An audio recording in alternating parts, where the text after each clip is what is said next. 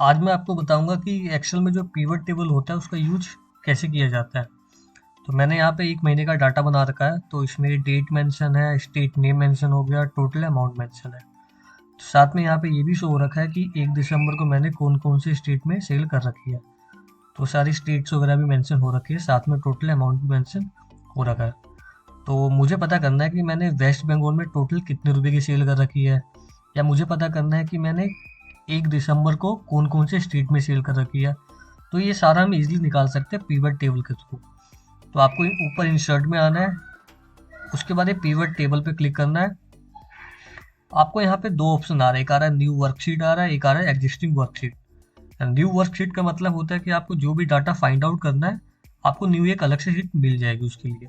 But अगर आप existing worksheet पे क्लिक करते हो तो आपको सेम शीट पे ही आपको डाटा फाइंड आउट करना पड़ेगा। बट मैं न्यू पे क्लिक करता हूँ, उसके बाद ओके पे क्लिक करता हूँ।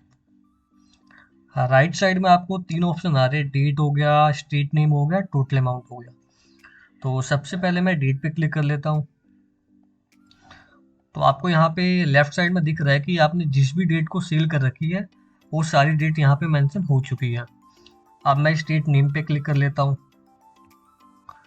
उसके बाद आपको ये भी दिख रहा है कि 1 दिसंबर को मैंने जो प्रोडक्ट सेल कर रखा वो इन सारे स्टेट्स में सेल कर रखी है। ऐसी 4 दिसंबर को मैंने इनमें कर रखा है, ये भी शीट में आ चुका है। अब मैं टोटल अमाउंट पे क्लिक करता हूँ।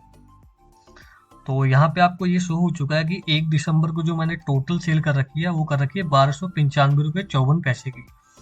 साथ में ये भी मेंशन हो रखा है कि 1 दिसंबर को मैंने बिहार में माल भेजा हुआ है, तमिलनाडु में भेजा है, तेलंगाना में भेजा है, उत्तर प्रदेश में भेजा है और वेस्ट बंगाल में भेजा है।